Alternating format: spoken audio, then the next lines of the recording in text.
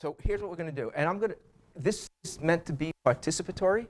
So feel free to interrupt, call out. If you want to raise your hand, you can. It's not obligatory.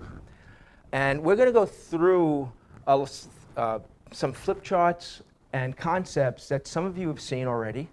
But I can tell you by teaching it, every time you see it, it goes a level deeper. Because all of these they're 15,000 miles deep if you go with them.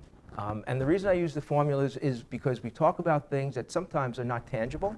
That are intangible. So by you having a formula, having something you can work with, it just allows us to say, oh, okay, I really can create change.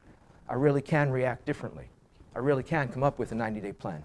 So what I'm going to ask is, I want you to read the following paragraph, and then just yell out how many times the letter F shows up.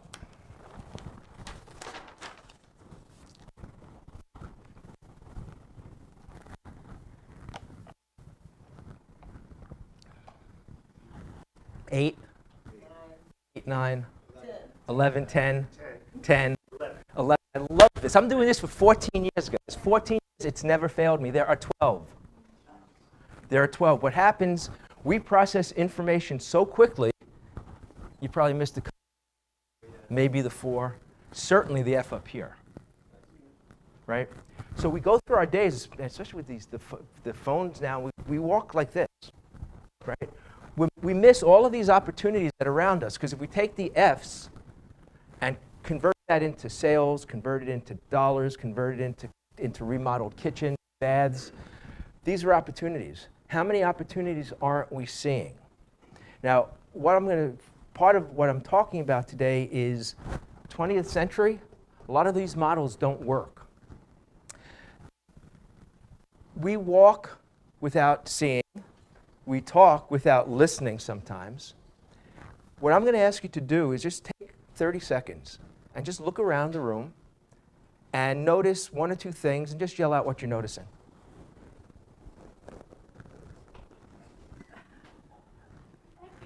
A lot of blue. A lot of blue. Flower. The flower. Coffee. Excellent. Paul, right? Yeah. The blinds. So here's the thing. When I asked you to turn around, to stop and look, what happened? You became present. Because you can only notice something if you're present to this environment or the space that you're in. If I say to you, be present, but you're not present, you don't know what that means. That's not translatable. But if we take time to notice, it puts us in a place where these opportunities present themselves on an ongoing daily basis. Does that make sense? A lot of this is about being mindful as opposed to mindless. And I'm going to talk about that. So mindlessness. What happens with mindlessness is we come into a situation and we're confused. Confusion leads to incompletes. Incompletes lead to clutter. And clutter leads to being stuck, lack of efficiency. And we've all been in this cycle, right? In fact, if you want to have an interesting assignment, just take a second, write down 4 or 5 things that are incomplete. Simple things, either in your business or at home. I'll give you an example.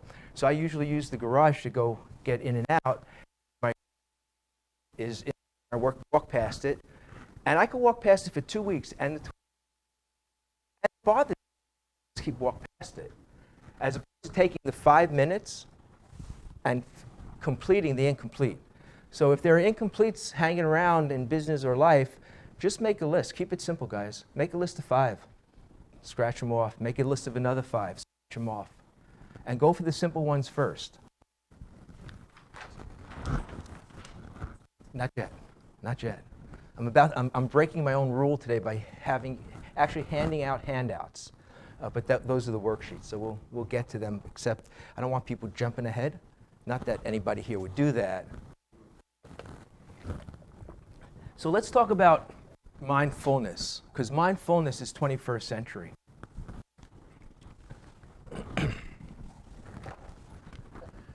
When you're mindful, you're noticing, you're present. When you notice, you integrate.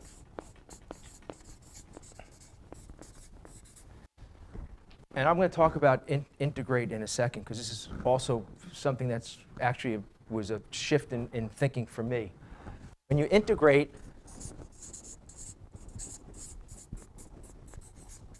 you're productive. And when you're productive, you're in a place of tranquility, calm, easiness, and you're profitable, and you're efficient, and you're making money. So this concept, there's a woman, Professor Ellen Langer. She's a social psychologist. I think she's in Harvard now. She's been studying the last 45 years or so. And one of the things she talks about, and this is the paradigm shift that occurred to me, because we always talk about work-life balance, right? That's what we strive for. And it's a fallacy. It's a fallacy. Here's why. I can balance. How long? Right? Walking on a tightrope without a net underneath you is precarious.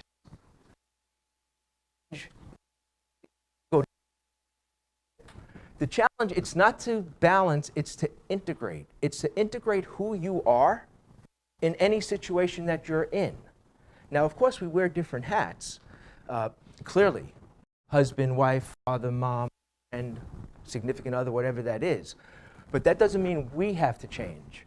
And if you think about tension in the workplace, it's usually because we're not being who we are. We're putting on some role that we think we have to play with our boss, or that I think as a manager I have to play with you. Roles, we're playing roles, we're balancing. Integrate. Life becomes a lot easier. It becomes a lot more productive.